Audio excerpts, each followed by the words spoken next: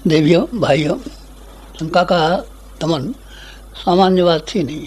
रावण को कैसे वरदान मिले हुए थे, कुंभकर्ण को कैसे वरदान मिले हुए थे, मेघनाथ को कैसे वरदान मिले हुए थे। उनको मार सकना कोई संभव था क्या? असंभव बात थी, कोई मार नहीं सकता था उनको। शीश कट के जमीन पर गिरा करते थे, फिर नए पैदा हो जाते थे। एक एक लोग की बूंद से एक नया राक्षस पैदा हो जाता था। ऐसे रावण को मारना संभव था नहीं। रामचंद्र जी की बात मैं नहीं कह रहा हूँ, मैं तो हनुमान जी की बात कह रहा हूँ। हनुमान जी समुद्र को छलांगने में समर्थ हो गए। लक्ष्मण जी को कोई मार सकता था? से स्नाग जो पृथ्वी का वजन सिर पर रखे हुए हैं, क्या आप समझते हैं कि मेघनाथ की उससे शक्ति से मारे जाते हैं? नहीं। लेकिन उनको श्रेय किसको मिलना था? हनुमान को मिलना था। राम राज्य का श्रेय भी हनुमान को मिलना था, लंका दहन का श्रेय भी हनुमान को मिलना था। लंका को और लक्ष्मण जी को जिंदा करने का श्रेय भी हनुमान को मिलना था। क्यों मिलना था? हनुमान जी को इतने श्रेय मिल गए, हमें क्यों नहीं मिलते? आपको इसलिए नहीं मिलते कि आप मूल्य चुकाने को तैयार नहीं होते। हमारे जीवन का इतिहास आप लोगों ने शायद पढ़ा हो, पत्रिका में छापा भी है। उसके पीछे रहस्य सिर्फ एक है। ये क्या रहस्य है? कि हमने बोया और काटा है। बोने के बारे में कंजूसी नहीं की हमने। काटने के लिए हम झोली लिए फिर हैं, और इसकी झोली काट लामे, इसकी झोली काट लामे, इसकी जेब काट लामे, इसकी जेब काट लामे। बात बनती है क्या? दुकानदारी जो करोड़पति हुए हैं, लखपति हुए हैं, मिल मालिक हुए हैं, इन्होंने जेब नहीं काटी है, कहीं से भीख नहीं मांगी है इन्होंने पुरुषार्थ किए हैं, और पुरुषार्थों की वजह से ही उनको सफलता भी नहीं है। हमारे जीवन की कहानी का सार यही है बस, सिर्फ और कुछ नहीं। आपके इसके सामने जो निवेदन करना था वो यही निवेदन करना था कि आपको थोड़ा सा साहस करना पड़ेगा। थोड़ा सा ही साहस है, जरा सा साहस, राई के बराबर साहस, रत्ती के बराबर साहस। दो रास्ते आपके सामने हैं। एक तो लोभ और मोह में लिपट करके मक्खी इस तरीके से अपनी परों को चपेट लेती है और उसी में तड़प के मर जाती है। रास्ता नंबर एक रास्ता है। आम तौर के लोग इसी रास्ते को इख्तियार करते हैं कि लोभ और मोह दोनों उनको बड़े प्यारे लगते हैं, बड़े मिठास मालूम पड़ती है, और फिर उनके ऊपर इस कदर से आंखें बंद करके कूदते हैं कि दोनों पंख चिपक जाते हैं, पर चिपक जाते हैं, उसी में बस दम घुट करके उनका प्राण निकल जाता है। रास्ता नंबर एक। आप चाहें तो उसी को स्वीकार कर लें, कोई मना करने वाला है? कौन मना करने वाला है? करोड़ों की संख्या में जो जीव है, जंतु है, प्राणी हैं, छोटे हैं, बड़े, सब इसी रास्ते पर चलते हैं। आप भी चाहें तो इसी रास्ते पर चल सकते हैं और संभव चलते रहे हो। लेकिन मेरी एक प्रार्थना है आप लोगों से कि आप एक रास्ता बदल दें तो मज़ा आ जाए। कौन सा वाला रास्ता? जिसको मैंने हनुमान जी का रास्ता अभी आपको निवेदन किया था। हनुमान जी तो बहुत पुराने हैं, मालूम नहीं है जाने सही है गलत है। ये भी सही है आपकी बात। फिर मैं गांधी जी की बात कहता हूँ, फिर मैं भगवान बुद्ध की बात कहता हूँ, फिर मैं स्वयं अपनी बात कहता हूँ। ये तो उदाहरण पुराने नहीं हैं, झूठे नहीं हैं। गांधी जी का इतिहास तो गलत नहीं है, झूठा तो नहीं है। किसी ने कहानियाँ तो बना के नहीं रखी हैं, बुद्ध की कहानियाँ किसी ने बना के तो नहीं रखी हैं। मैं तो अभी जिंदा हूँ, मेरी कहानी तो बना के रखी नहीं है, नहीं किसी ने बना के नहीं रखी है। वास्तविकता है। वास्तविकता में क्या है कि हमने रास्ता बदल दिया, दूसरे लोगों ने रास्ता नहीं बदला। दिल्ली के रेलवे स्टेशन से ट्रेन रवाना होती है, एक ट्रेन बम्बई चली जाती है, और दूसरी ट्रेन डिब्रूगढ़ चली जाती है। डिब्रूगढ़ में बम्बई में कितना फ़र्क है? बहुत फ़र्क है। एक गाड़ी मद्रास चली जाती है, एक अम्बाला शिमला चली जाती है। अम्बाला शिमला में मद्रास में फ़र्क है, बहुत फ़र्क है। तो क्या बात है, लाइन बदल देते हैं। मैं आपसे आज लाइन बदलने की बात कह रहा था। अगर आपके अंदर साहस हो, अगर आपके अंदर समझदारी हो, अगर आपके अंदर बहादुरी हो, अगर आपके अंदर जिम्मेदारी हो, और दूर की देखने की ताकत हो। लोगों में दूर की देखने की ताकत नहीं होती, समीप की चीज़ देखते हैं। बहुत से आदमी ऐसे होते हैं कि जिनकी आँखें ख़राब हो जाती हैं और अखबार को आँख के सामने रख करके पढ़ते हैं। कुछ ऐसे होते हैं जो दूर की दूरबीन से देख लेते हैं क्या आता है क्या नहीं आता है। मुझे मालूम नहीं कि आपकी आँखें बिल्कुल पास की चीज़ों को देखती हैं कि ज़्यादा दूर को देखते हो। ज़्यादा दूर को अगर आपकी शक्ल तलाश करते हो, आँखों की बीनाई अगर आपकी सही हो, तो मेरी आप प्रार्थना मानिए कि आप कुछ रास्ता चुन लीजिए। और रास्ता चुनना कुछ मुश्किल नहीं है। जैसे आपने ब्याह कर लिया, शादी का कोई अर्ज नहीं है। ब्याह कर लिया आपने, शादी कर ली, खेती है, हमारे पास दुकानदारी है, तो क्या अर्ज की बात है? चलिए, वो वैसा भी हो सकता है। न किया होता तो ज़्यादा अच्छा होता, पूरा समय लगा सकते। वानप्रस्थ अगर आपने लिया होता तो बच्चों के बड़े होने के बाद में आप अपनी जिम्मेदारी स्पर्श कर सकते थे, बिना ब्याह के बिना भी रह सकते थे। नहीं साहब, ये दोनों बातें कठिन हैं। चलिए, कठिन है तो मैं सही बताता हूँ आपको थोड़ा सा समय रोजाना निकाल सकना जरा भी कठिन नहीं होना चाहिए।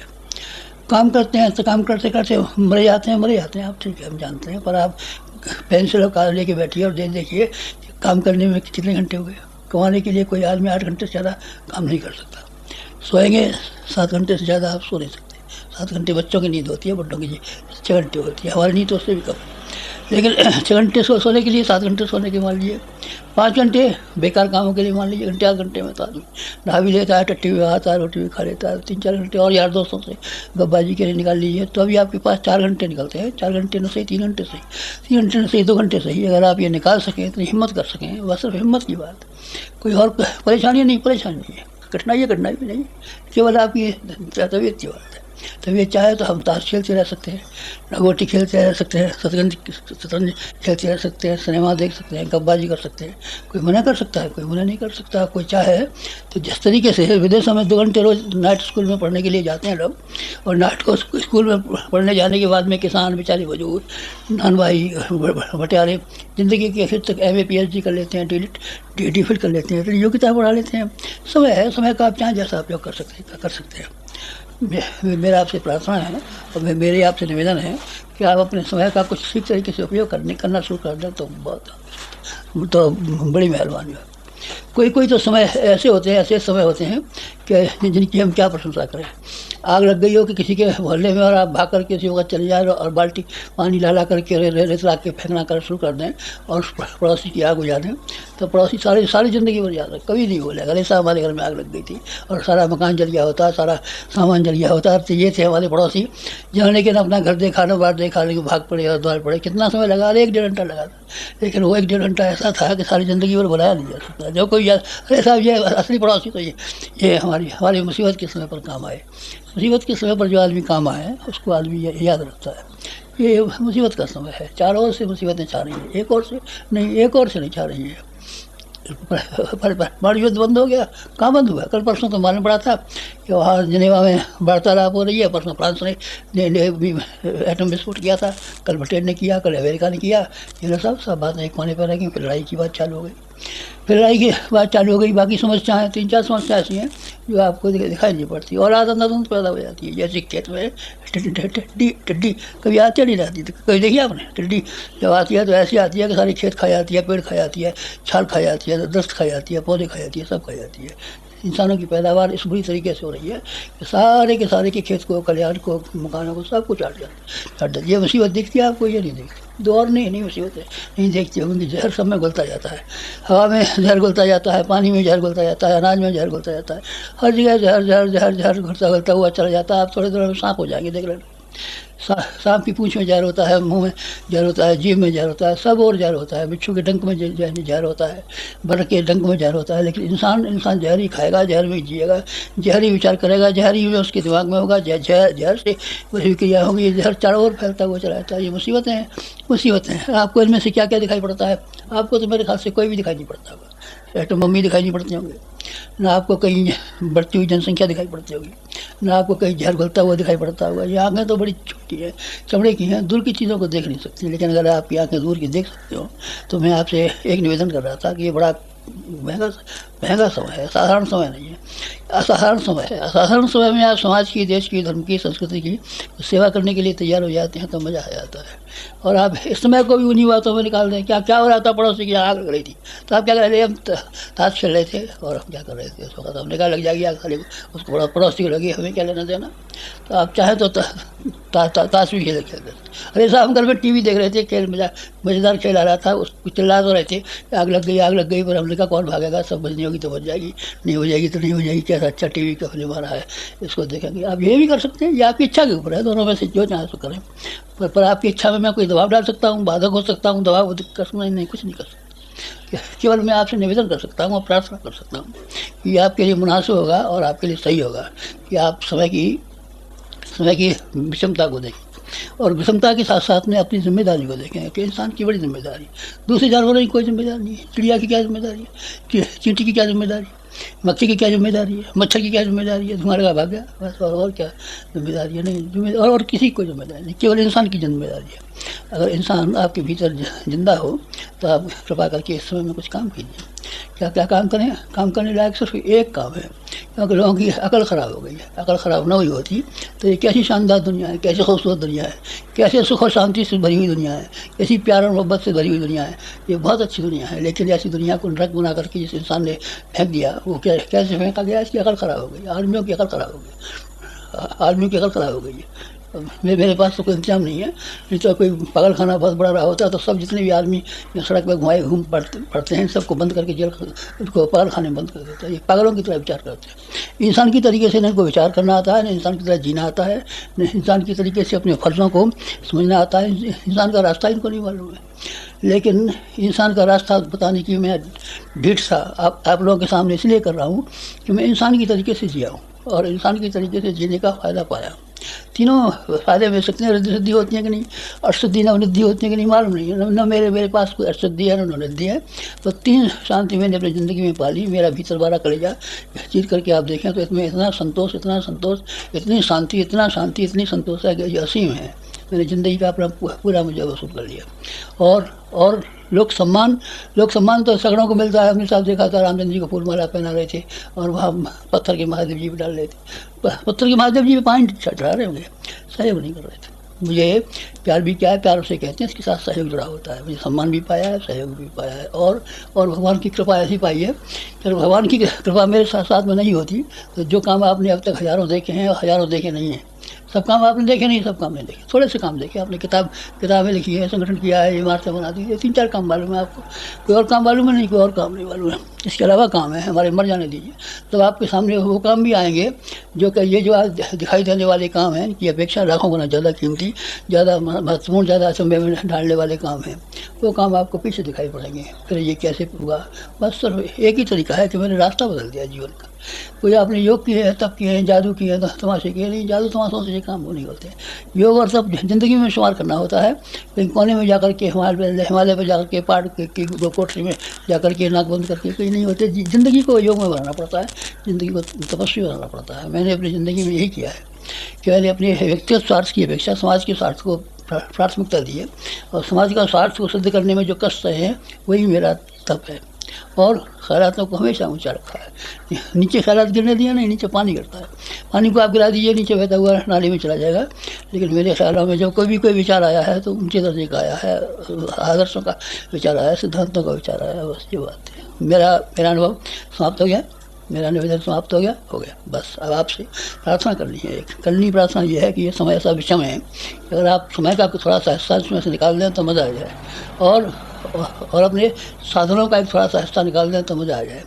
समय आपके पास कम है क्या? 24 घंटे होते हैं। 24 घंटे उनकी गांधी जी के पास भी थे, भगवान बुद्ध के पास भी थे, ईसा मसीह के पास थे। 25वां घंटा किसी के पास नहीं था। सबको 24 घंटे में अपना गुजारा करना पड़ा है। 25वां घंटा किसी के पास नहीं हुआ। महान से महान पुरुष हुए हैं, नेपोलियन हुए हैं, सिकंदर हुए हैं, कौन कौन हुए, उनके पास 24 घंटे थे। आपके पास भी 24 घंटे हैं। 24 घंटे में से आप 2 घंटे निकाल पाए तो कोई मुश्किल हो जाएगी क्या? बिल्कुल मुश्किल नहीं होगी। 2 घंटे तो आदमी सैर सपाटा करने में, गप्पे हाँकने में, इधर का उधर चलने में खर्च कर डालता है। तो आप अगर सिद्धांतों के लिए 2 घंटे खर्च कर डाल लें तो कोई बड़ी बात हो जाएगी क्या? कोई बड़ी बात नहीं होगी। और आप अपने दैनिक खर्चों में से थोड़ा सा कुछ निकाल दिया करें तो कोई बड़ी बात हो जाएगी। क्या बड़ी बात हो जाएगी? 20 पैसे निकाल दीजिए। 20 पैसे, हाँ 20 पैसे। 20 पैसे की किसे कहते हैं? 20 पैसे कहते हैं एक घूंट चाय को। चाय के प्याले में 60 पैसे को आता है। चाय कप ज़्यादा सा जिसमें हो 1 घूंट में आप पी सकते हैं। 20 पैसे का होगा। 20 पैसे कुछ होते हैं क्या? समोसा 60 पैसे का आता है। एक तिहाई समोसा काट करके आपको दे दें, उतना कोई मुश्किल पड़ जाएगी क्या? आप उतना भूखे रह जाइए, उतना कम साग खाइए। उतनी कोई आप गरीबी में है, तंगी में है तो आप चाहे रोटी कम खाया कीजिए। कुत्ते को रोटी डाल देते हैं आप, समाज के लिए रोटी डाल दिया कीजिए। ये अगर करने के लिए आप में सामर्थ्य हो तो फिर मैं आपसे करूँ बात। और ये सामर्थ्य न हो, अरे साहब आपने तो इतना वजन लाद दिया और ये तो बड़ा मुश्किल हो जाएगा और ये तो हम नहीं कर सकेंगे और इसके बारे तो हमारी गरीबी और बढ़ जाएगी और हमारी व्यस्तता और बढ़ जाएगी। हम समय कहाँ से निकालेंगे और हम 20 पैसे कहाँ से निकालेंगे? ये तो बड़ा कठिन काम बता रहे हैं आप। और कठिन है तो ठीक है, मैंने आपका समय ख़राब किया, माफ़ी मांगता हूँ। नहीं कहना चाहिए था मुझसे, आपको ये बहुत भारी मालूम पड़ता है। लेकिन अगर आपको न भारी मालूम पड़ता हो तो ये दोनों काम जो मैंने आपको बताए हैं एक बड़े मज़ेदार काम में लगाना शुरू कर दीजिए। ज़िंदगी में हमने ढेरों काम किए हैं। आप हटते ना खंडोती, कितने सारे काम किए, कितने सारे कामों की शुरुआत हुई और कितने सारे कामों को कितने अच्छे ढंग से हमने संपन्न किया है। लेकिन अब इस समय चलते चलाते दो कामों की प्रेरणा हुई है। हम तो कुछ करते नहीं, करने की आज्ञा हुई थी कि तुम चुप हो जाओ, मन बैठो और भगवान का नाम लो, सूक्ष्मीकरण में लग जाओ। हम तो लग गए उसका, मैं क्या करना था। लेकिन अभी दो काम प्रज्ञापाठ से संबंध जो अपना ये है प्रज्ञा योगी से संबंध विच्छेद नहीं हुआ है हमारा।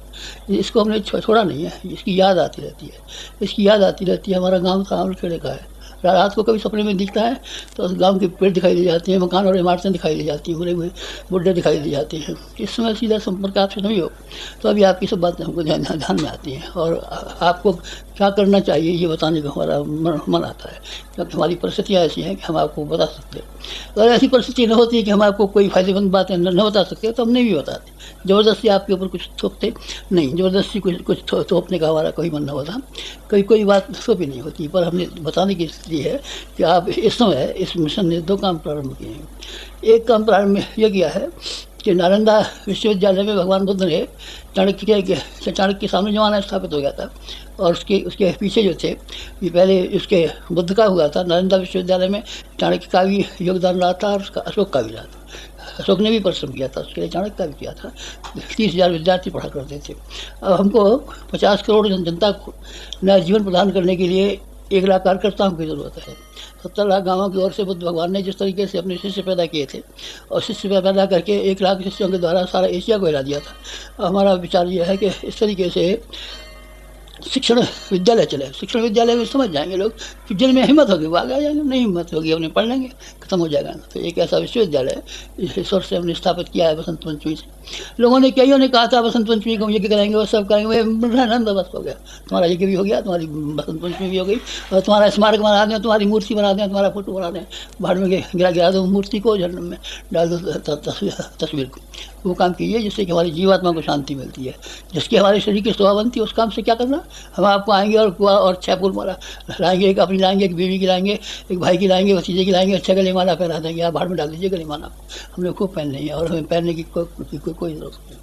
अब 2 काम इस वक्त से प्रारंभ किए हैं और उन दो कामों का पूरा ब्यौरा जो अगर आप कोई ख़ास आदमी रहे होंगे तो आपको छपे हुए कागज़ों के माध्यम से मिल गया होगा, अथवा फिर ये जनवरी के अंक आ रहे हैं, इनमें 3-4 पत्रिकाओं के अंदर संपादकीय लेखों में वो हमने दिया है। 2 कामों के लिए दिया है। एक काम ये दिया है कि आप उस विद्यालय में विद्यार्थी हो जाए, हो सकें तो क्या कहना, लेकिन चलिए अध्यापक न हो सकें तो विद्यार्थी ज़रूर हो जाए और 1 साल तक के को पूरा करें, जिससे कि जीवन के बारे में, समय के बारे में, समझ के बारे में, सबके बारे में कम से कम जानकारी तो हो जाए। जानकारी हो जाए तो फिर हम कह सकते हैं कि हमने जानकारी करा दी थी, उन्होंने नहीं माना, हम क्या करें।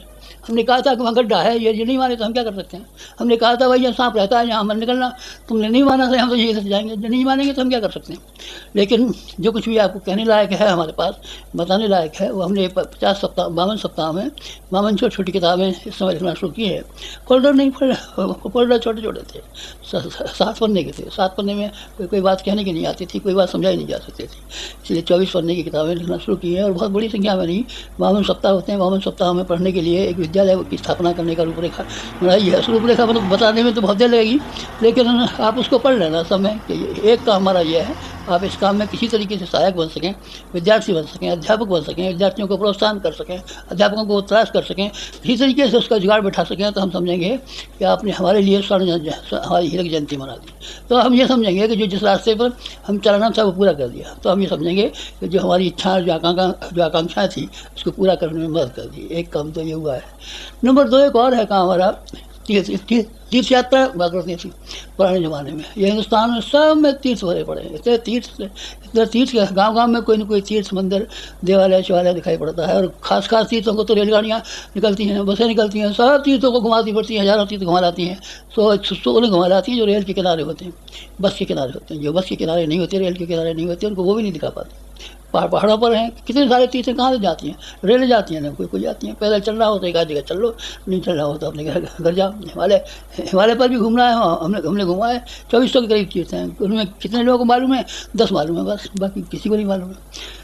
तीर्थ यात्रा का हमारा मन हुआ है, बुढ़ापे में तीर्थ यात्रा का मन होता है, हमारी जीवात्मा का मन हुआ है। शरीर का अरे शरीर से क्या है, तो बुढ़ा हो गया, मरने को है, इसलिए शरीर की कोई आकांक्षा नहीं है, न हमारी खाने की आकांक्षा रही है, न पहनने की आकांक्षा रही है, न कोई फोटो खिंचवाने की आकांक्षा रही है, न माला पहनने की आकांक्षा रही है। इसकी शरीर में शरीरगत कोई आकांक्षा बाकी नहीं रही है, पर एक ही आकांक्षा अभी बाकी है कि तीर्थ यात्रा के रूप में तमाम जगह प्रत्येक गाँव में हमारा मिशन, हमारा शरीर नहीं मिशन। आप हमें शरीर मत समझा कीजिए कभी जो हमारा नाम लेना हो श्री राम शर्मा आचार्य, तो आप शरीरधारी का नाम मत लिया कीजिए। ये एक उद्देश्य है, ये एक मिशन है, ये एक संदेश है, ये एक विचारधारा है।